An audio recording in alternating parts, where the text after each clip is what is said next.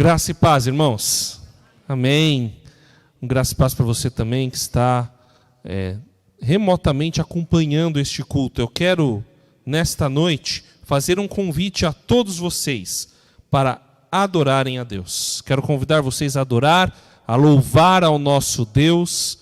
Nós já temos feito isso com cânticos, já temos feito isso com os nossos dízimos e ofertas de diversas maneiras, mas eu quero te dar mais alguns motivos para adorar a Deus, e nada melhor do que nós estudarmos os salmos, nós estudarmos os Tehillim, os cânticos de louvor do inário do antigo Israel. É isso que significa o nome de salmos em hebraico, e por isso eu quero, com esses textos, com estas poesias, louvar a Deus, adorar a Deus junto com você. E te convido para, com esses textos, com a palavra de Deus aqui, ainda durante este ano, louvar ao Senhor. E esses textos muito especiais, essas poesias que são muito bem construídas, elas se manifestam através de uma forma que comunica.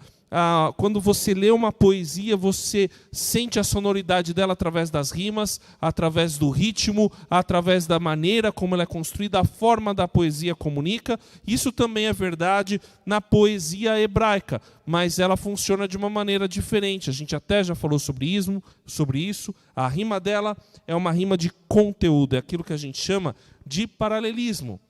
São ideias que ou se reforçam, ou se contrapõem, ou se complementam. Então, essas ideias que estão em paralelo nos versos, elas vão conduzir você para o entendimento da mensagem. Essa forma comunica e você vai entender um pouquinho melhor no salmo que a gente vai estudar, que a gente vai ouvir da parte do Senhor e adorar ao Senhor nesta noite. Também é muito interessante que nos salmos é muito comum a simetria.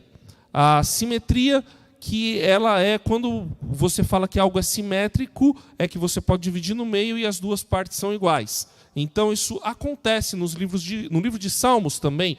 Por exemplo, você tem um livro com estrofes iguais, número par de estrofes, e numa parte a estrofe diz uma coisa e praticamente repete na outra parte, ou ela funciona de maneira simétrica. Por exemplo, tem 6 versos, 3 de um lado, 3 de outro, ou então 2 versos para começar, 4 versos no meio e 2 versos para terminar. Então ela funciona, é muito bonito você ver como a forma dos salmos, de uma maneira simétrica, também comunica algo a respeito de Deus. Outra coisa bonita de você ver nos salmos é quando o salmo ele é construído a partir de um verso que está bem no meio dele.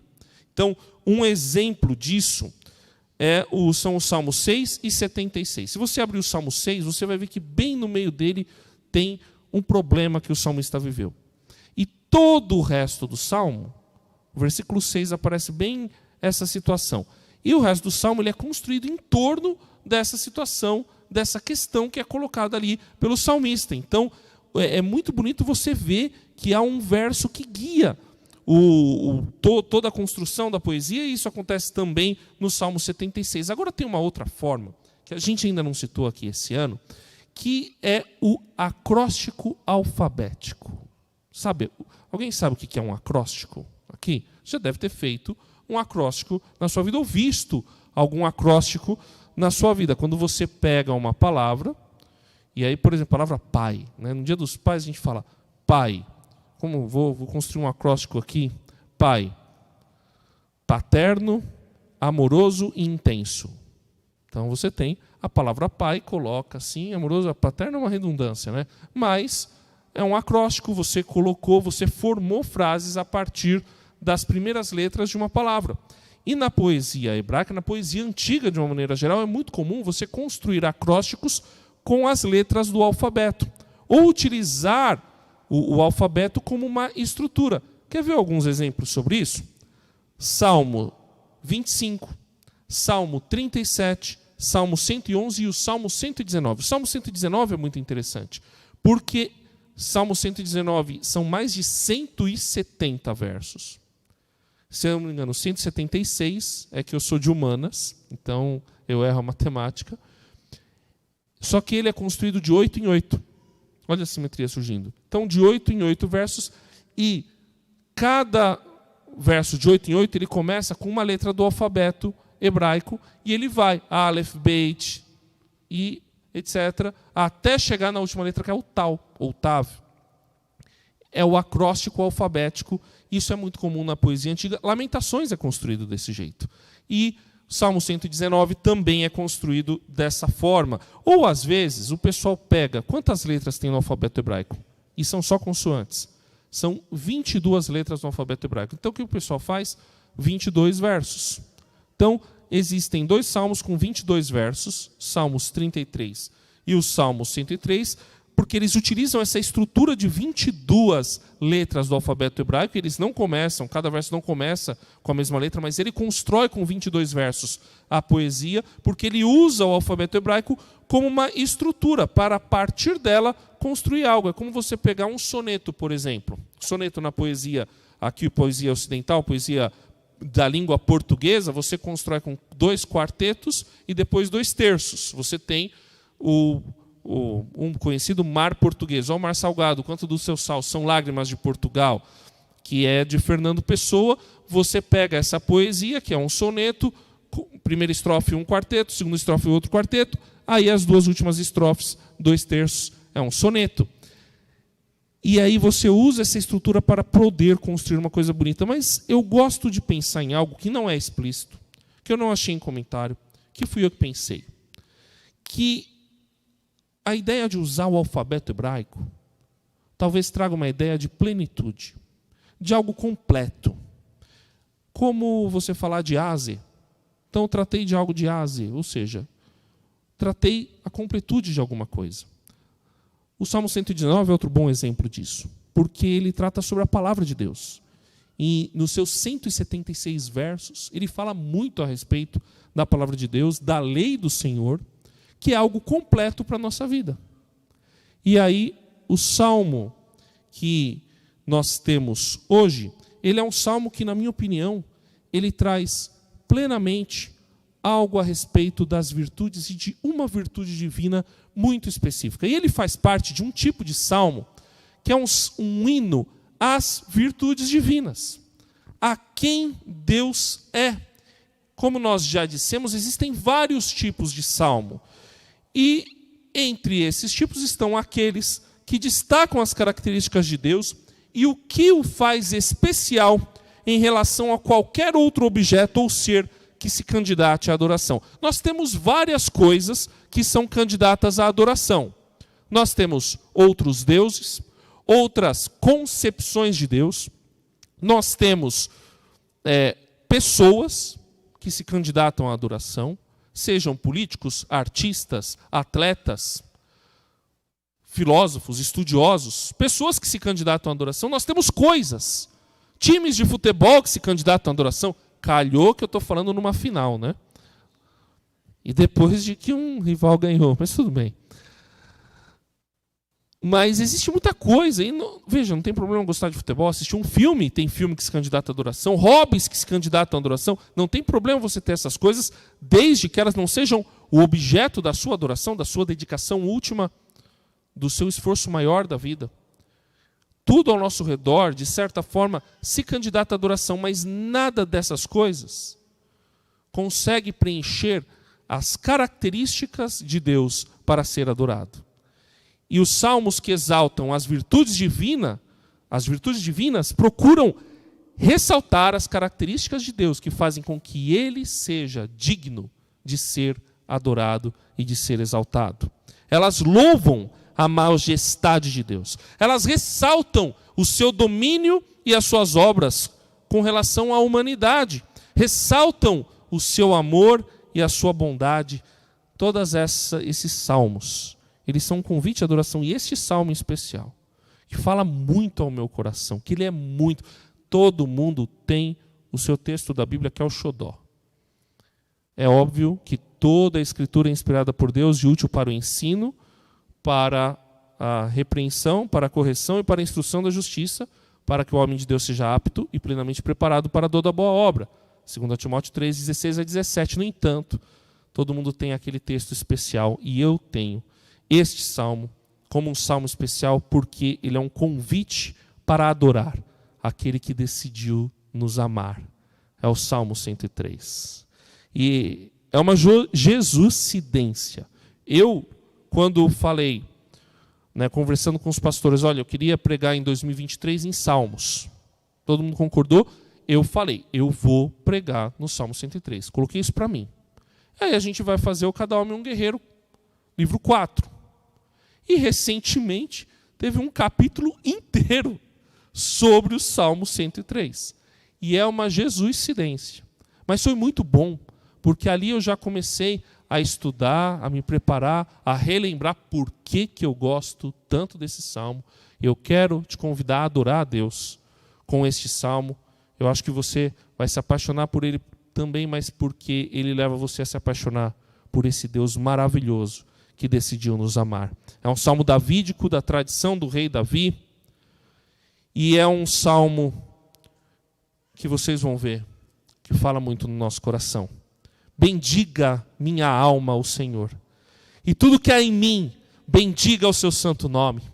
Bendiga minha alma o Senhor, e não se esqueça de nenhum só de seus benefícios. Senhor, que esta palavra fale ao meu coração e fale ao coração dos meus irmãos, Pai.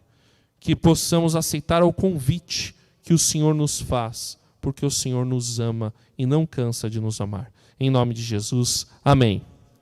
Esse salmo começa com um convite para o indivíduo. E é muito legal que é um convite do indivíduo para ele mesmo.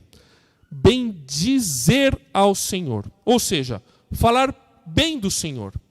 E o salmista fala com ele mesmo dizendo, ô minha alma, bendiga ao Senhor. Bendiga ao Senhor com tudo que eu tenho, com toda a minha força, com todo o meu ser. Começa com um convite para a adoração individual a Deus. E esse salmo inicia com essa exortação à sua alma, a si mesmo, para com palavras e com ações louvar o Senhor. Por isso que é com todo o ser, é com palavras, é com a força, é com a energia, com tudo que você tiver, com as suas ações, com a sua atitude, com a sua vida, falar bem do Senhor. E aí eu penso, por que ele começa exortando a sua alma, falando, vamos louvar a Deus com toda a nossa força? Porque talvez ele estivesse desanimado. Talvez ele estivesse com tédio. Sabe quando você acorda entediado e fala, eu não estou com vontade de fazer nada? Aliás, isso é um sintoma de depressão. Sintoma de depressão não é só tristeza, é uma espécie de indiferença. Eu lembro quando a Marisa Lobo esteve aqui, ela mostrou, a diferença da pessoa triste, porque ela chora, ela expressa. A pessoa que está com depressão, é importante a gente falar sobre isso, ela na verdade não expressa muita coisa, não tem vontade de fazer nada. Muitos sabem disso. E o salmista, não sei se ele estava depressivo, mas ele sentiu que não tinha ânimo. Ele, talvez, eu penso, ele sentiu que precisava dar ali uma empurrada em si mesmo. Então, minha alma, louva a Deus. Vamos falar bem de Deus. Às vezes a gente precisa de um chacoalhão em nós mesmos. Vamos bendizer ao Senhor, vamos louvar. E o salmista fala isso. E o remédio, porque não adianta só falar, às vezes o desânimo é muito forte, ele diz, não esqueça de nenhum dos benefícios, das coisas boas que o Senhor fez para você. Isso é uma boa coisa para você começar a adorar. Começar a pensar em tudo que Deus fez e faz de bom para você. Tudo que Deus te deu.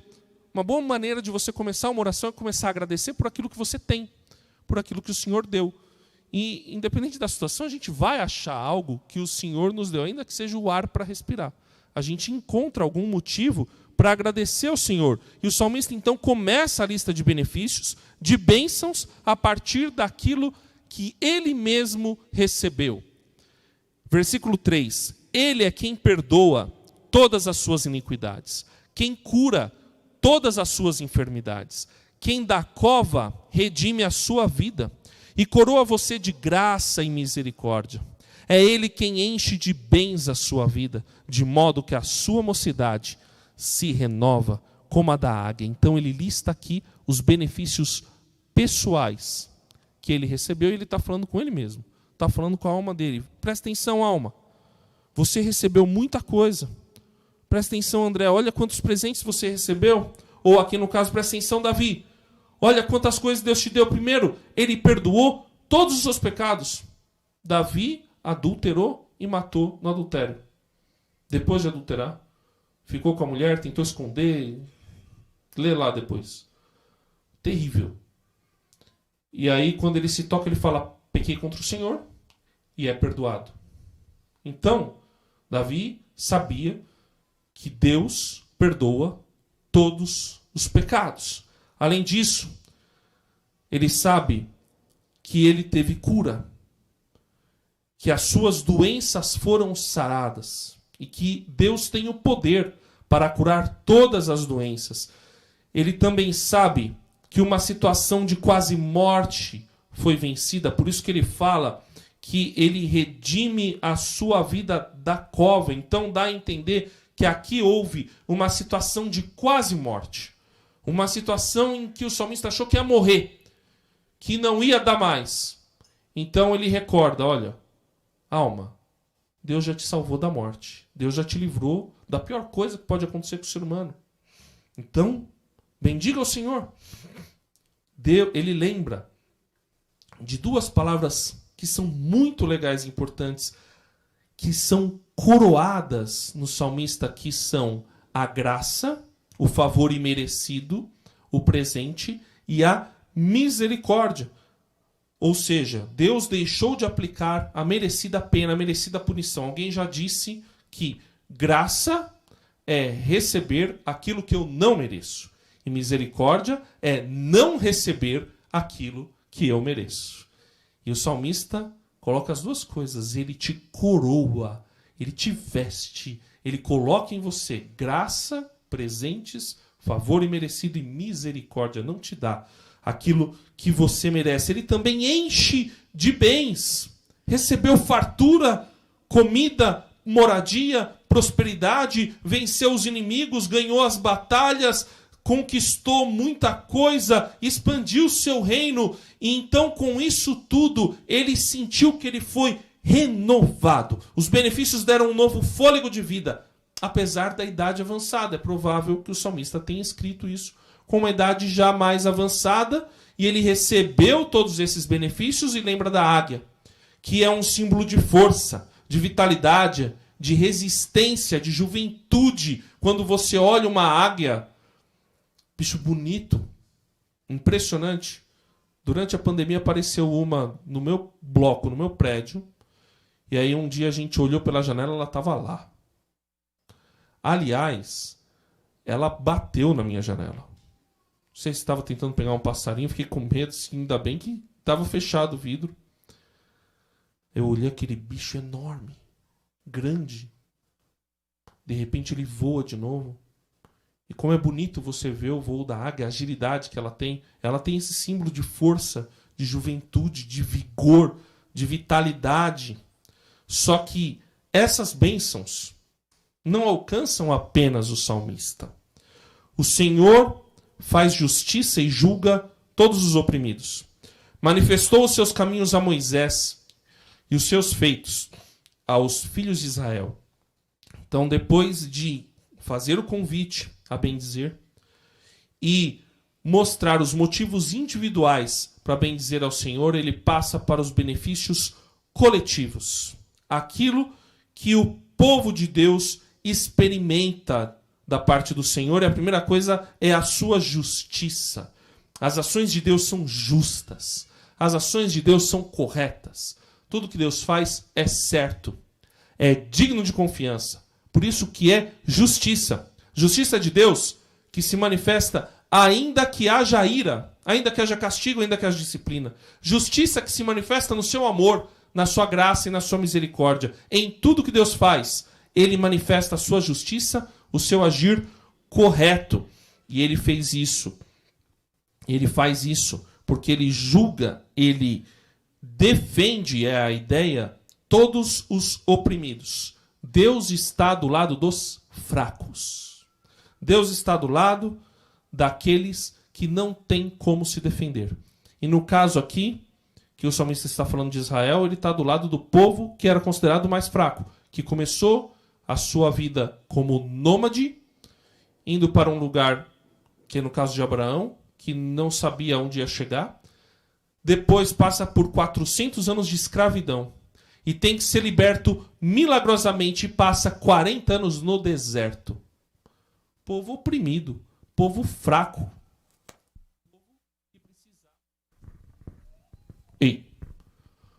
Povo que precisava de proteção. Então ele fala, Deus faz justiça com o seu povo e defende a causa dos oprimidos, defende aqueles que precisam de proteção. Mas também Deus faz isso em relação aos desfavorecidos da sociedade. Deus defende aqueles que não têm como se defender, marginalizados, deficientes, pessoas pobres, pessoas sem perspectiva de vida. Deus defende a causa dessas pessoas. Deus está do lado delas. E aí, Deus também, defendendo os oprimidos, ele manifesta os seus caminhos para aqueles que precisam da sua orientação. Em primeiro lugar, para os líderes. Ele manifestou os caminhos a Moisés. Ele guiou o líder Moisés pelo deserto, mostrou a sua lei, mostrou aonde ele deveria ir, como tudo deveria ser feito, guiou a liderança, e ele faz isso com aqueles que ele escolhe. Ele sustenta as pessoas que são colocadas em posição de destaque e são colocadas para dirigir num cargo de direção do povo. Deus faz isso, dando sabedoria e mostrando como que se deve andar. Com isso, ele protege o seu povo. Ele interveio em Israel, livrando da escravidão, abrindo o Mar Vermelho, vencendo as guerras, libertando na época dos juízes, libertando na época de Samuel, Saul, Davi. E ele faz isso quando necessário, inclusive milagrosamente. E a gente vê isso na história da igreja, a gente vê isso no Novo Testamento, durante toda a história, vê isso na nossa vida. Deus intervém em favor do seu povo porque ele protege o seu povo. E os feitos do Senhor em relação ao seu povo tem a ver com uma coisa muito especial, com o seu caráter.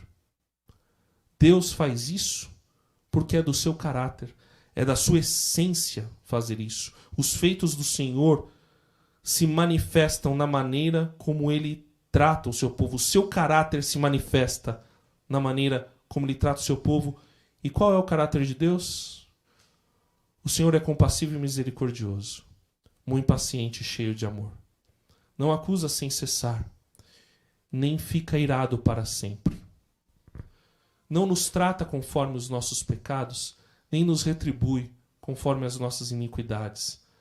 Como o céu se eleva acima da terra, assim é grande o seu amor para com os que o temem. E como o Oriente está longe do Ocidente, assim o Senhor afasta para longe de nós as nossas transgressões. Na Nova Almeida Atualizada está escrito: o Senhor é compassivo e bondoso, tardio em irar-se e rico em bondade. Não repreende perpetuamente, nem conserva para sempre a sua ira.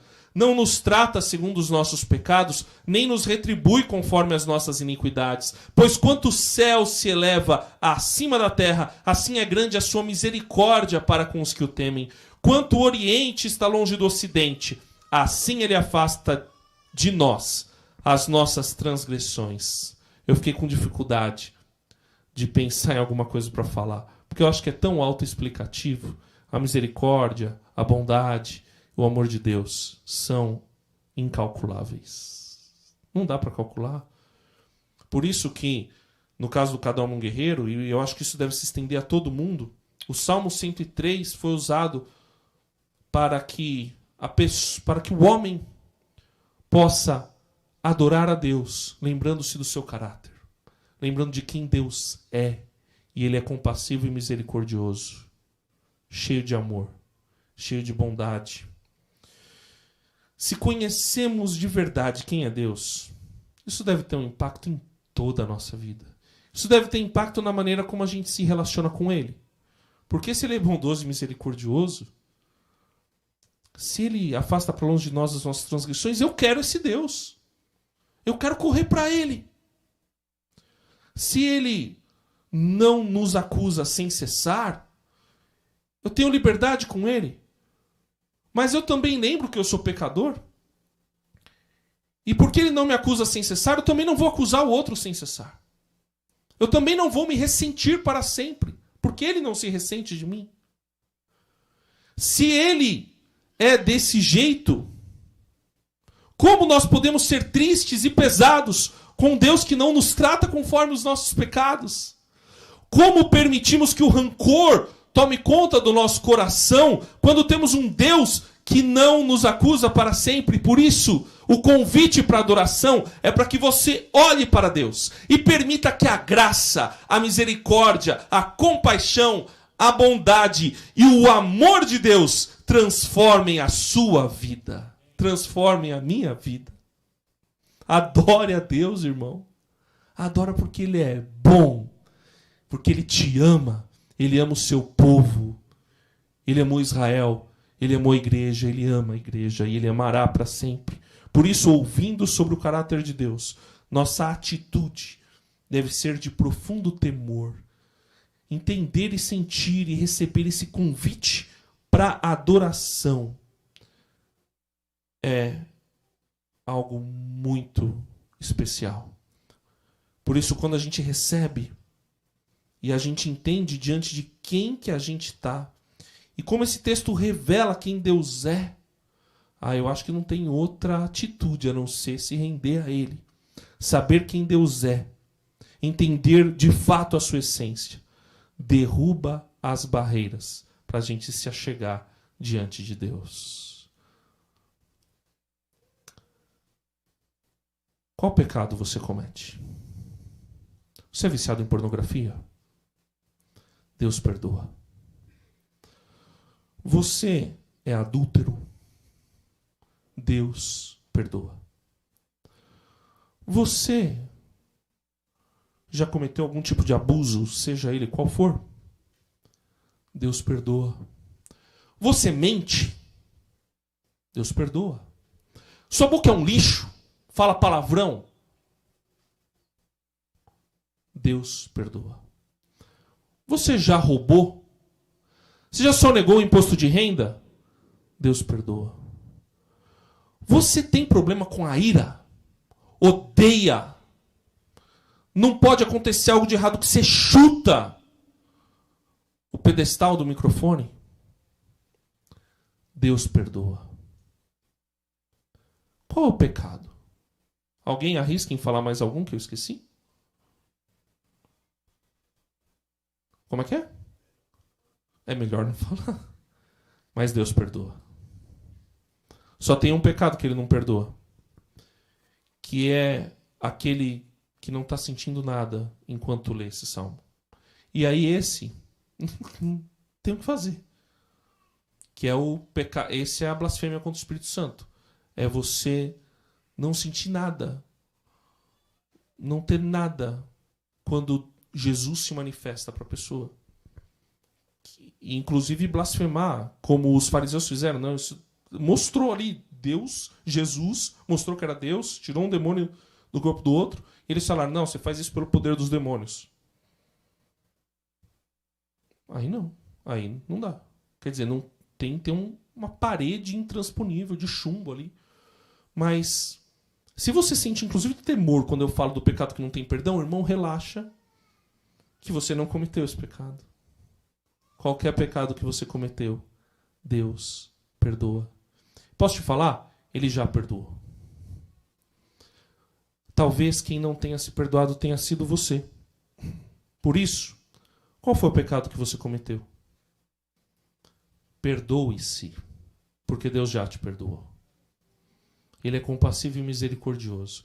E quando você se achega a Ele, assim como o Oriente está longe do Ocidente, Ele lança para longe de você o seu pecado e a sua transgressão. Adore a Deus. Louve a Ele, porque esse é o nosso Deus. Como um pai, versículo 13, se compadece de seus filhos, assim o Senhor se compadece dos que o temem, pois Ele conhece a nossa estrutura e sabe que somos pó. O Senhor conhece seus filhos, que são frágeis e dependentes dEle. Então, quando você está diante de Deus, esse Deus poderoso, esse Deus justo, esse Deus santo, esse Deus amoroso, compassivo, misericordioso, bondoso, você está diante do seu Pai. Lembra-se de Romanos 8, que fala que pelo Espírito nós chamamos Deus de Pai, porque Jesus nos reconciliou com Ele e nós nos tornamos filhos adotivos dele. Por isso que Hebreus também vai dizer, Hebreus capítulo 12, versículo 11, que Deus nos disciplina como um pai disciplina o seu filho, disciplina por amor. Deus nos trata assim porque Ele conhece as nossas limitações e nos trata de acordo com elas. 1 Coríntios 10, 13. Não sobreveio a vocês tentação que não fosse comum aos homens. E Deus é fiel. Ele não permitirá que vocês sejam tentados além do que possam suportar. Mas, quando forem tentados, olha que maravilhoso, Ele mesmo providenciará um escape para que possam suportar. Ele é seu pai. O que você faz com seu pai? Você faz igual os filhos fazem com a gente. Vem e dá um abraço. Então dê um abraço no seu pai. Quanto ao ser humano, versículo 15, os seus dias são como a relva, como a flor do campo, assim ele floresce, mas soprando nela o vento, desaparece, e não conhecerá daí em diante o seu lugar. Mas a misericórdia do Senhor é de eternidade a eternidade sobre os que o temem, e a sua justiça sobre os filhos dos filhos, para com os que guardam a sua aliança e para com os que se lembram dos seus preceitos e os cumprem. O eterno amor leal de Deus está com os que o temem.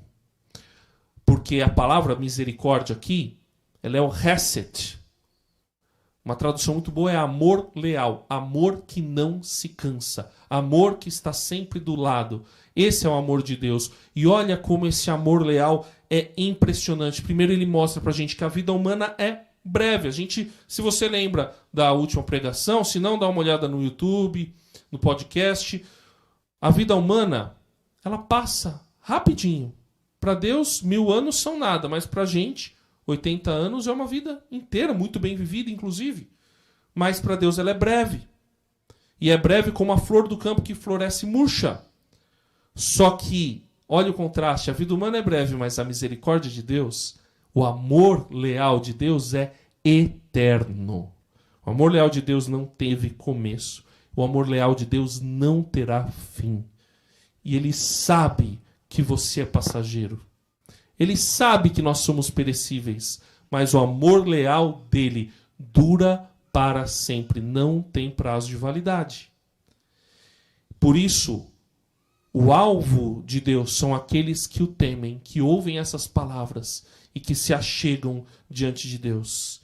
E a sua justiça para com os que o temem ultrapassa gerações. Então, quando a gente ouve sobre o amor, sobre a bondade, sobre a misericórdia de Deus, a resposta é obediência. Obedecer a Deus. Fazer aquilo que Ele manda. Sabe por quê? Porque se Ele é bom, misericordioso, compassivo, amoroso, o que Ele manda a gente fazer também vai ser bom. Também vai ser o melhor.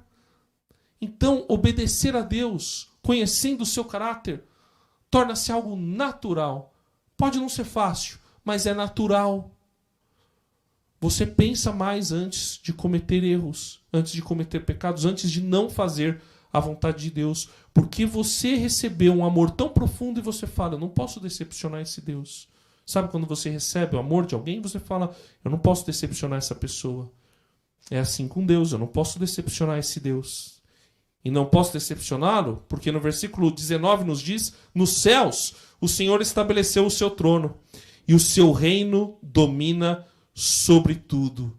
E essa é uma excelente notícia. O bondoso Deus eterno é o Rei do universo. A gente fica preocupado com os nossos governantes, mas posso te dar uma boa notícia? O maior governante de todos, que está acima de tudo e de todos, é esse Deus bondoso, amoroso, compassivo e misericordioso. Ele é quem governa. Que bom! Que bom saber que esse é o caráter do Rei que criou e governa o universo. Isso é motivo para temê-lo com respeito. Isso é motivo para adorá-lo. Isso é motivo para servir a Deus. O salmista e seu povo eram muito abençoados. E por isso tinham toda essa lista de motivos para bendizê-lo. Mas talvez você deva estar pensando, puxa, quanta coisa boa. Principalmente lá no começo, né? Perdoa todos os pecados, cura todas as enfermidades, enche de bens. E eu? No século XXI. Primeiro, nós podemos ter certeza do perdão dos nossos pecados. 1 João 1,9. Se confessarmos os nossos pecados, Ele é fiel e justo para nos perdoar os pecados e nos purificar de toda a injustiça. Você está perdoado, irmão. Segundo lugar, Deus, ainda que as nossas doenças não sejam curadas e que nós morramos, Ele nos garante cura plena na ressurreição. Eu lembro quando eu ouvi de uma moça que foi da igreja, ela tinha uma doença degenerativa muito complicada. E ela falou numa entrevista para mim na rádio, eu sei que eu vou andar. E passou pouco tempo, ela faleceu. E ela andou. E ela vai andar. Porque ela crê em Deus. E ela vai ressuscitar no último dia. Eu creio nisso. E aí acabou a doença. Acabou culpa, acabou o problema, acabou tudo. Então pode não vir a cura completa agora. E pode vir a cura também. Eu creio que Deus cura milagrosamente. Mas às vezes, Ele quer usar a doença para nos disciplinar, para nos ensinar. E sabe, a cura vai vir. Ela vai vir. E você tem que ter fé que ela vai vir na ressurreição. Com certeza ela vem. Tenha fé nisso. Creia nisso. E creia também que Ele nos dá tudo o que precisamos. Nós somos satisfeitos. Isso é prosperidade. O que está escrito em Filipenses 4,13?